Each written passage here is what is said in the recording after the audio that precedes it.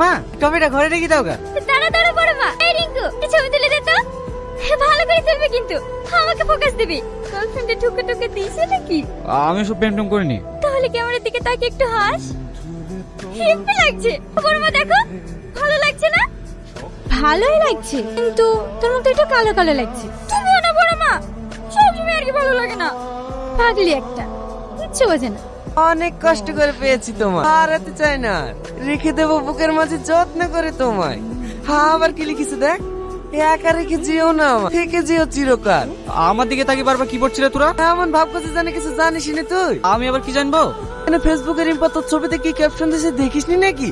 আমার ছবিতে কই দেখি? বিটা করে ফেল। মেয়েটার গ্রামে কোনো খারাপ রিপোর্টও নাই। সেটা ওতে সবসময় তোর পেছন পেছন ঘুরে ঘুরে বেড়া। তোরা ভুল ভাবছি, ও এখনো অনেক ছোট। তাছাড়া ও আমার ছোট বোনের মতো। আজকাল ছোট বোনেরা রোমান্টিক ক্যাপশন দেয় নাকি? রিম্পা তো সবসময় তোদের বাড়িতে পড়ে থাকে, ওর সাথে কি করিস না করিস সেটা তুই ভালো জানিস। ছেড়ে দে রনি, ওর সাথে ঝামেলা করতে যাসনি।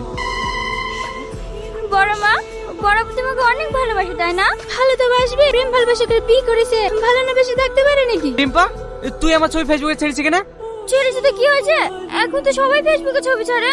ছবি ছেড়েছি ঠিক আছে, ওইরকম ক্যাপশন দিয়েছি কেনা? আমি তোর লেগে দিয়েছি নাকি? আমি তো তোর যেহেতু ট্রফিটা লেগে দিয়েছি।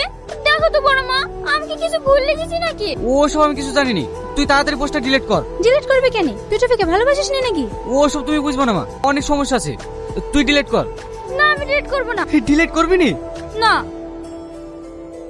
লে ধর। দেখিস বড় মা, ওটা ডিলিট করে দিল। কি হয়েছে তোর? মন খারাপ কেন? ওই বাবা একটা ছবি ডিলিট করে দিয়েছে, দেখে রাগ করেছে। কেউ রাগ করে? ঝাল বাড়লে এসছি। লে আমি খাবো না। আরে ধর তো।